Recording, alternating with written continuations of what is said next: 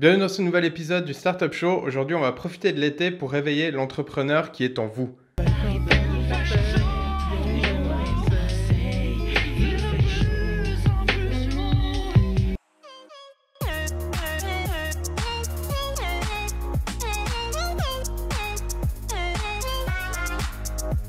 Il y a 2 ans, le 26 mai 2015 pour être précis, j'avais écrit un blog qui s'intitulait 7 Tips to Wake Up the Entrepreneur in You. En français, 7 tips d'été pour réveiller l'entrepreneur qui sommeille en vous. En français, ça donne assez dégueulasse. Le blog post est donc en anglais, c'est pour ça que j'ai décidé de le reprendre et de le faire en vidéo déjà, et en plus de ça, en français. Je m'appelle Claude. Je te coupe plow.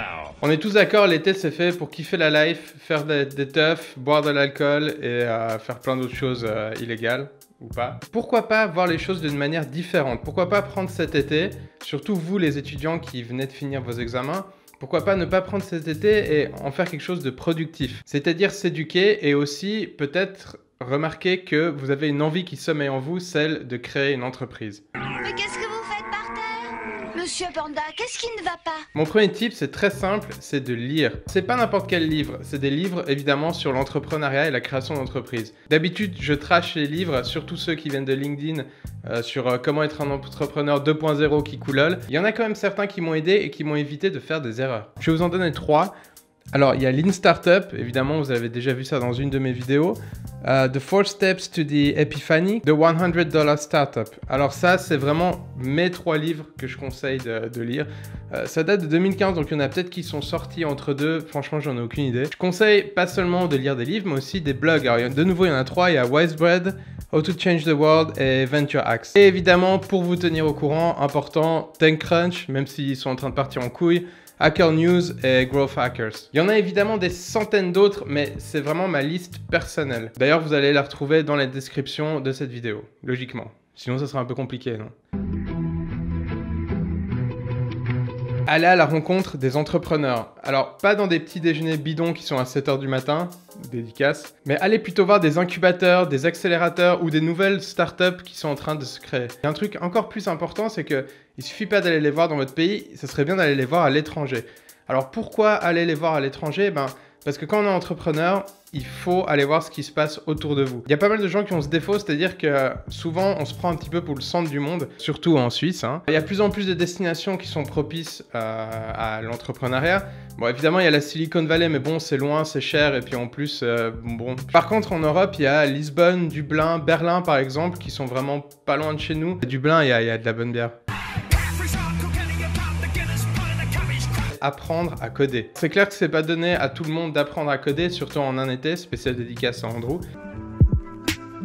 Mais c'est pas ça que je vous demande. Ce que je vous demande, c'est au moins d'apprendre les bases. C'est-à-dire de pouvoir faire la différence entre, je sais pas, du HTML, du PHP, du JavaScript. Vous allez me dire, mais à quoi ça sert d'apprendre à coder? Parce que normalement, j'aurai des développeurs qui le feront pour moi. Alors, c'est pas tout à fait vrai et c'est pas tout à fait faux. Ça fait que c'est pas tout à fait... Tout d'abord, vous devez connaître les bases. Pourquoi? Pour pouvoir discuter avec vos futurs développeurs. Imaginez un fondateur ou un cofondateur qui arrive vers un développeur et genre qui comprend absolument rien au code. C'est un peu la honte quand même. En plus de ça, le développeur, il va pouvoir bien se foutre de votre gueule en disant que un certain travail lui prend, je sais pas, 2 semaines, alors qu'en fait, ça prend 2 heures. Le fait de toucher un petit peu de code, ça vous permet aussi d'être plus indépendant. Alors, je m'explique, je donne un exemple concret que j'ai vécu, c'est que vous devez faire un changement sur votre site internet, et puis il n'est pas forcément sur WordPress, et vous avez absolument besoin du développeur pour changer, je sais pas, ne serait-ce qu'une simple phrase. Le problème, c'est que le développeur fait déjà quelque chose d'autre, donc vous allez devoir attendre, je sais pas, 1 semaine, 2 semaines, juste pour une phrase. Alors que si vous-même, vous savez toucher un peu de HTML, vous allez pouvoir le faire tout de suite, et ça sans déranger le développeur. Donc ça évite une perte de temps et surtout une grande frustration. En plus de ça, on vit dans une époque formidable où coder en fait se démocratise. Donc vous avez des sites comme Code Academy par exemple que je soutiens à fond et je conseille à tout le monde où vous pouvez apprendre à coder, que vous soyez débutant et puis même expert. Ça vous permet de vous améliorer, de vous mettre à jour par rapport aux nouvelles infrastructures qui sortent. Basic programming language, that is. Savoir utiliser de nouveaux logiciels. Ça regroupe un petit peu le code, c'est le même principe. C'est-à-dire que pourquoi pas profiter de cet été pour, par exemple, apprendre à utiliser, je sais pas, Illustrator ou Photoshop. Ce qui vous évitera d'attendre sur le designer si vous voulez, je sais pas, une simple bannière Facebook. De nouveau, c'est un énorme gain de temps. J'avais marqué une petite liste dans mon blog post. Alors, il y avait la suite Adobe, Illustrator, Premiere, tout le bordel. Il y a aussi WordPress, c'est bien si vous savez l'utiliser. Enfin, quand je parle de WordPress, c'est le back-end, évidemment. Savoir utiliser et faire tourner un FTP, ça aussi c'est pratique. Et être familier avec GitHub. L'été, la plupart du temps, signifie voyage. Et le voyage, c'est une des sources d'inspiration, à mon avis, les plus fortes au monde. Le fait de rencontrer de nouvelles personnes et de nouveaux endroits va ouvrir votre esprit. Bon, ça, vous le savez déjà, mais je le répète quand même.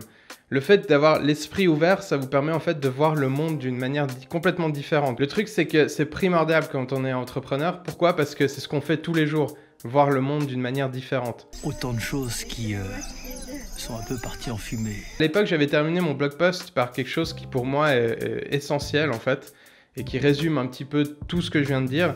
C'est le fait qu'il ne faut rien regretter. Que vous ayez décidé d'apprendre à coder, créer une start-up ou alors faire la fête tout l'été, ne regrettez rien. N'oubliez pas que souvent quand on est jeune, on ne pense pas vraiment à la suite, c'est-à-dire qu'on n'arrive pas à voir 2 mois plus loin. Mais pensez-y, ne vous retrouvez pas en septembre en vous disant « Ah merde, j'aurais peut-être dû, je sais pas, apprendre à utiliser Illustrator par exemple ». Vraiment, ne regrettez rien. Si tu as aimé cette vidéo, abonne-toi comme d'habitude, partage-la, mets des pouces en haut, même si bon, je m'en fous un peu. Et surtout, faites la fête pour moi. Parce que vu que j'ai 30 ans maintenant, je suis plus dans ces fêtes au bord des pistes, c'est fini, plus personne m'invite. C'est mort, donc profitez pour moi, s'il vous plaît. J'ai acheté cette chose, qui est un stabilisateur, on dirait une sorte de... je sais pas, de sulfateuse ou de... C'est quand même, j'espère que je vais pouvoir prendre ça dans un avion, parce que... je sais pas qu'est-ce qui... Bon, c'est pratique.